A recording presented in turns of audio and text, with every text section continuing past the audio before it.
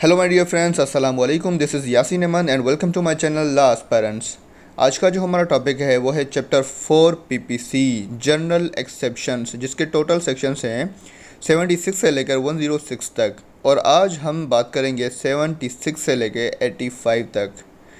और यह है जनरल एक्सेप्शंस। जनरल एक्सेप्शंस यानी आम रियायतें।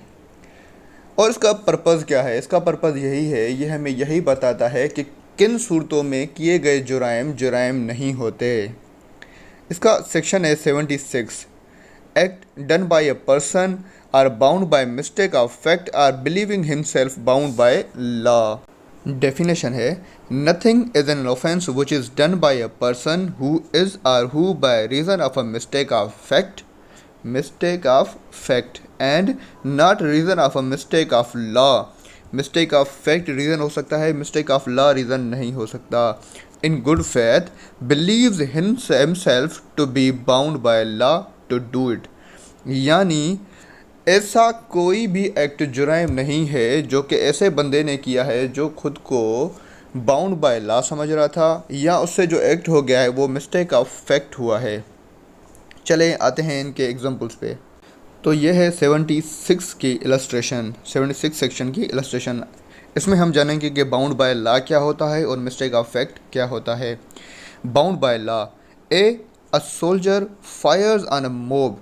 जो कि एक सोल्जर है जिसने मॉब पे फायर की है। मॉब का मतलब होता है कि किसी लोगों का हुजूम।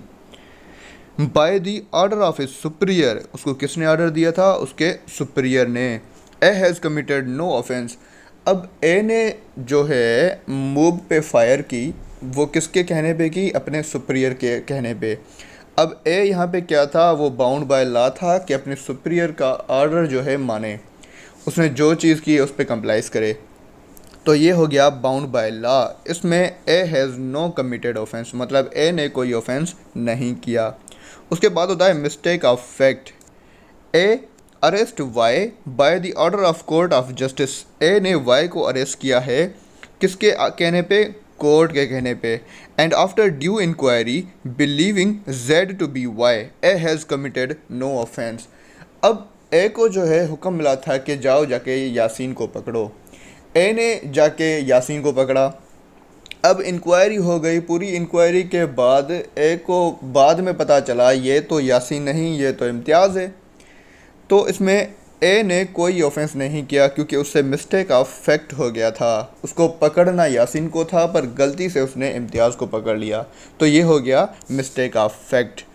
तो 76 जो है वो इन दो चीज़ों से डील करता है। अगर किसी से कोई एक्ट हो जाता है जो कि बाउंड बाय लॉ था, या फिर किसी से कोई एक्ट हो गया जो कि मिस्टेक ऑफ फैक्ट था, तो इन सूरतों में किए गए जुराइम नहीं होते। अब आते हैं सेक्शन 77 और 78 पर। ये दोनों साथ पढ़ेंगे तभी समझ में आएंगे। 77 है एक्ट ऑफ अ जज व्हेन एक्टिंग जुडिशली। किसका एक्ट? जज का, जब वो जुडिशली एक्टिंग करता है। इसकी डेफिनेशन है, nothing is an offence which is done by a जज व्हेन एक्टिंग जुडिशली। अगर जज जब अपना काम करता है, अपनी ड्यूटी करता है, तो उसका जो भी एक्ट है वो एक्ट ऑफेंस नहीं होगा। उसके बाद है 78 act done pursuant to the judgment और ऑर्डर ऑफ द कोर्ट।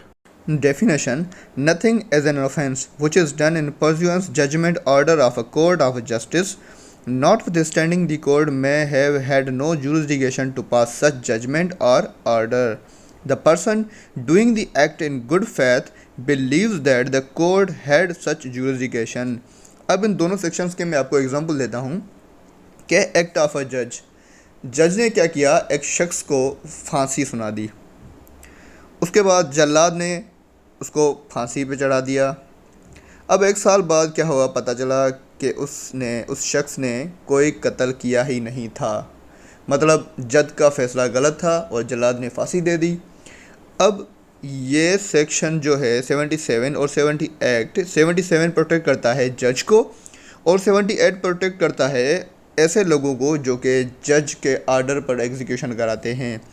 यानी जल्लाद ने कोई ऑफेंस नहीं किया, ना ही जज ने कोई ऑफेंस किया, भले उनका फ़ैसला गलत ही क्यों ना हो, क्योंकि जज जो एक्टिंग कर रहा था वो इन गुड फेथ में था और जो जल्लाद था वो भी इन गुड फेथ में था। इसीलिए इन दोनों ने कोई ऑफेंस नहीं किया। ये दोनों सेक्शन इन दोनों को प्रोटेक्शन देते हैं, उनको एग्जम्पशन देते हैं कि इन दोनों ने कोई ऑफेंस नहीं किया, भले ही उनका फ़ैसला गलत क्यों ना हो। आपने अक्सर देखा होगा कि एक कोर्ट जो है एक बंदे को फांसी सुना देती है, 10 साल कैद सुना से देती है, और जब वो बंदा अपील में जाता है, सुप्रीम कोर्ट में जाता है, तो वहाँ से उसको रिहाई भी मिलती है। तो उसके बाद ये तो नहीं कि वो बंदा जैसे ही आएगा बोलेगा नहीं, जो सबॉर्डिनेट जज था उसने मुझे जो है ना 10 साल कैद दी थी, 3 साल कैद दी थी, मैं जो है ना उसके अगेंस्ट जाके केस फाइल करूँगा। पर नहीं हो सकता। उसको जो है एग्जम्पशन दी गई है, आम रियायत दी गई है, क्योंकि जज जो है हमेशा गुड फेथ में एक्ट करता है। Section 79 act done by a person justified और by mistake of fact believing himself justified by law. अब यहाँ पे आता है जस्टिफाइड। जस्टिफाइड कैसे कोई बंदा करता है, उसके पास कौन से एक्सक्यूजेज होते हैं, ये है उसकी डेफिनेशन के बाद मैं आपको एग्जांपल दूंगा। Nothing is an offence which is done by any person who is justified by law और who by reason of a mistake of fact and not by reason of a mistake of law in good faith believes himself to be justified by law in doing it। इसकी illustration है, Yasin sees Yakub commits what appear to Yasin to be a murder। Yasin ने क्या देखा कि याकूब किसी को मार रहा था, यानी मर्डर कर रहा था। Yasin in the exercise to the best of his judgment exerted in good faith, Yasin ने क्या किया, good faith में of the powers which the law gives to all persons of apprehending murders in act seizes याकूब। यासीन ने क्या किया, good faith में याकूब को जो है पकड़ के रखा, उसको सीज कर दिया, एप्रीहेंड कर दिया। किसके लिए? In order to bring Yakub before proper authorities, Yakub को प्रॉपर अथॉरिटीज़ के हवाले करने के लिए, उस नीयत से। Yasin has committed no offence, तो यासीन ने कोई ऑफेंस नहीं किया। Though it may turn out that, हालांकि उसके बाद ये पता चला Yakub was acting in self defence, Yakub self defence कर रहा था, यानी याकूब कोई मर्डर नहीं कर रहा था, वो अपना सेल्फ डिफेंस कर रहा था। पर यासीन ने उसको जो है पकड़ के प्रॉपर अथॉरिटीज़ के पास लेके गया, तो यासीन ने भी यहाँ पे कोई ऑफेंस नहीं किया। तो ये हो गया हमारा section 79। Section 80 accident in doing a lawful act, यानी कोई हादसा पेश आया है कोई लॉफुल एक्ट करने के दौरान। Nothing as an offence which is done by accident, ऐसा कोई भी एक्ट ऑफेंस नहीं है जो कि एक्सीडेंट से हुआ है, और misfortune and without any criminal intention, जो कि बिना क्रिमिनल इंटेंशन के हो, और नॉलेज, ना ही कोई नॉलेज हो, in the doing of a lawful act करने के दौरान, in a lawful manner by lawful means and with proper care and caution, और यहाँ पे प्रॉपर केयर और काशन भी हो। इसके इंग्रेडिएंट्स हैं, नंबर 1 डन बाय एक्सीडेंट और मिसफॉर्ट्यून, जो वाक़या पेश आया हो वो एक्सीडेंट के ज़रिए आया था या फिर मिसफॉर्ट्यून के ज़रिए। नंबर 2 विदाउट क्रिमिनल इंटेंशन और नॉलेज, यानी वहाँ पे कोई क्रिमिनल इंटेंशन भी नहीं थी, कोई क्रिमिनल नॉलेज भी नहीं थी। With proper care and caution, वहाँ पे प्रॉपर केयर और काशन भी लिया गया था। फॉर एग्ज़ाम्पल, एक शख्स है जिसके पास कुल्हाड़ी है और वो लकड़ियाँ काट रहा है, तो उसकी कुल्हाड़ी का जो सर है वो निकल कर किसी दूसरे शख्स के जो है सर में जाके लगा, जिससे उस दूसरे बंदे की मौत हो गई। अब यहाँ पे उस कुल्हाड़ी वाले की ना ही कोई क्रिमिनल इंटेंशन था, ना ही कोई क्रिमिनल नॉलेज था, हालांकि वो प्रॉपर केयर एंड काशन से अपना काम कर रहा था, फिर भी कुल्हाड़ी का सर निकल कर जो है एक्सीडेंटली दूसरे बंदे को लगा। तो इसमें उस कुल्हाड़ी वाले की कोई गलती नहीं थी, उसने कोई ऑफेंस नहीं किया। सेक्शन 80 उसे प्रोटेक्ट करता है। Section 81 act likely to cause harm but done without criminal intent and to prevent other harm. Definition: nothing is an offense merely by reason of its being done with the knowledge that it is likely to cause harm, if it be done without any criminal intention to cause harm and in good faith for the purpose of preventing or avoiding other harm to person or property। इसका मतलब ये है कि एक बंदे को पता होता है कि इस एक्ट से दूसरे बंदे को हार्म हो सकता है, उसे जो है नुकसान हो सकता है, पर फिर भी वो वही एक्ट करता है। हालांकि उसका पर्पज़ ये होता है कि इस बंदे को किसी बड़े नुकसान से या किसी बड़े जो है हार्म होने से बचाना। इसका एग्जांपल है, यासीन क्या करता है, याकूब को धक्का मारता है। याकूब को जैसे ही धक्का मारा तो याकूब जो है जाके एक टेबल में लगता है या फिर किसी चेयर में जाके नीचे लगता है, जिसको याकूब को जो है ना चोट लगती है। अब पर्पज़ क्या था, यासीन ने याकूब को धक्का क्यों मारा? क्योंकि उसी टाइम जो छत फैन होता है, जो छत का पंखा होता है, वो याकूब के ऊपर गिरने वाला था। हालांकि जब याकूब के ऊपर वो पंखा गिरता या फिर कोई झूमर वो ऊपर गिरता तो याकूब मर जाता, पर यासीन ने क्या किया, उसको बचाने के लिए वहाँ से धक्का दे दिया। अक्सर आपने मूवीज़ में देखा हुआ कि हीरोइन जो है उसका कार एक्सीडेंट होने वाला होता है कि सडनली हीरो आकर हीरोइन को धक्का मारता है और हीरोइन जो है रोड से दूर जाके गिरती है, जहाँ पे उसको जो है ना उसके बाजू में चोट लग जाती है या फिर कोई होता है। तो यही सेम जो है ना इसका पर्पज़ है कि किसी को किसी बड़े हार्म से बचाकर छोटा हार्म देना। तो ये हो गया हमारा सेक्शन 81, जिसके एसेंशियल्स हैं act likely to cause harm. अब जो एक्ट मैंने किया, मुझे पता था कि याकूब को जो है चोट लगेगी, याकूब को धक्का मारूंगा उसको चोट लगेगी, पर मेरा इंटेंशन ये था कि उसको किसी बड़ी चोट से बचाना। Number 2, prevent other harm person property, यानी दूसरे हार्म से बचाने के लिए मुझे जो है ना उसको धक्का देना पड़ा। नंबर 3, विदाउट क्रिमिनल इंटेंशन, हालांकि मेरा कोई क्रिमिनल इंटेंशन नहीं था, मेरी ऐसी कोई जो है बुरी नीयत नहीं थी कि याकूब को चोट देनी है, याकूब को जो है ना ज़ख्मी कर देना है।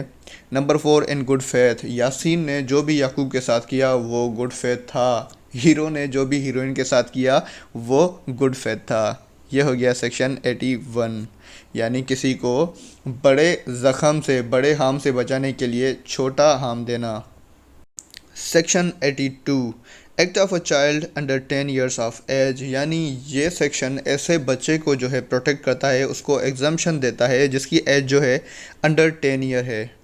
Nothing is an offence which is done by a child under 10 years of age, यानी ऐसा बंदा जिसकी age under 10 years of age है, कोई भी एक्ट करता है तो वो एक्ट ऑफेंस नहीं है। जिसके एसेंशियल हैं, he can't distinguish right from wrong, क्योंकि उस बच्चे को पता नहीं होता कि सही क्या है और गलत क्या है। Number 2, no infant can be guilty of a crime, किसी बच्चे को मुजरिम नहीं बोल सकते। अब ये सेक्शन जो है 82 ऐसे बच्चे को जो है एग्जम्पशन देता है जिसकी एज अंडर 10 ईयर्स है, यानी ऐसा बच्चा कोई भी ऑफेंस करेगा तो वो ऑफेंस नहीं होगा। Section 83, act of a child about 10 and under 14 years of immature understanding. हमने सेक्शन 82 में क्या पढ़ा कि ऐसा बच्चा जिसकी एज जो है अंडर 10 ईयर्स है। अब 83 जो है वो अबाउट 10 ईयर और अंडर 14 ईयर्स है, पर कंडीशन क्या है, इमेच्योर अंडरस्टैंडिंग। उस बच्चे को जो है वो इमेच्योर है, उसको अंडरस्टैंडिंग नहीं है, उसको जो है वो क्या कर रहा है क्या नहीं कर रहा उसको पता ही नहीं है। इसकी डेफिनेशन है, nothing is an offence which is done by a child about 10 years of age and under 14 who has not attend sufficient maturity. क्या है? Sufficient maturity of understanding to जज of the nature and consequences of his conduct on the occasions. इसके essential हैं, not attend sufficient maturity. Sufficient maturity क्या होती है? उसको पता ही नहीं कि वो क्या कर रहा है, चाहे वो सही है या फिर वो गलत है। Not capable of understanding the consequences of his conduct, हालांकि जो वो काम कर रहा है उसका भी उसको पता नहीं कि इसके कॉन्सिक्वेंसेज क्या निकलेंगे, उसके नताइज क्या होंगे। तो ऐसा बच्चा अगर कोई ऑफेंस करता है तो वो ऑफेंस नहीं है। इन दोनों सेक्शन में फ़र्क है कि सेक्शन 82 में जो बच्चा आ रहा था वो अंडर 10 ईयर्स था, और सेक्शन 83 में जो बच्चा है वो अबव 10 ईयर और अंडर 14 ईयर है। Section 84, act of a person of unsound mind, ऐसे बंदे का एक्ट जो कि अनसाउंड माइंड है यानी पागल है। Nothing is an offense which is done by a person who, at the time of doing it by reason of unsoundness of mind, is incapable of knowing the nature of the act, or that he is doing what is either wrong or contrary to law। यानी ऐसा बंदा जो कि पागल है या फिर unsoundness of mind है, उसको पता ही नहीं है कि वो क्या कर रहा है, तो अगर उस बंदे से कोई ऑफेंस हो जाता है या फिर वो कोई ऑफेंस करता है तो वो ऑफेंस नहीं है। जैसे कि आपने देखा होगा कि अक्सर यहाँ पे जो है ना मार्केट्स में या फिर रोड पे ऐसे पागल घूमते फिरते हैं। अगर उन पागल लोगों ने कोई ऑफेंस कर दिया तो वो ऑफेंस नहीं होगा, उसके लिए उसको कोई सज़ा नहीं मिलेगी। इसके एसेंशियल हैं पर्सन अनसाउंड ऑफ माइंड, मतलब बंदा जो है वो अनसाउंड होना चाहिए, पागल होना चाहिए। Number two, incapable of knowing the nature of the act, उसको पता ही नहीं होगा कि वो कर क्या रहा है। उसने जो भी एक्ट किया उसको समझ में नहीं आएगा, हालांकि किसी का खून कर दिया फिर भी उसको पता नहीं चलेगा कि उसने ये खून कर दिया है, उसने ये मर्डर कर दिया है। तो ये सेक्शन 84 जो है एग्जम्पशन देता है कैसे लोगों को जो कि अनसाउंड माइंड है उन बंदों को एग्जम्पशन देता है, यानी अगर वो कोई ऑफेंस करेंगे तो फिर भी वो ऑफेंस नहीं होगा। Section 85, act of a person incapable of judgment by reason of intoxication caused against his will। अब ये जो है सेक्शन प्रोटेक्ट करता है ऐसे बंदे को जिसको शराब पिलाई गई हो, मतलब उसने खुद नहीं पी, उसको ज़बरदस्ती पिलाई गई है उसकी मर्ज़ी के बिना। Nothing as an offence which is done by a person who at the time of doing it is by reason of intoxication incapable of knowing the nature of the act, or that he is doing what is either wrong or contrary to law।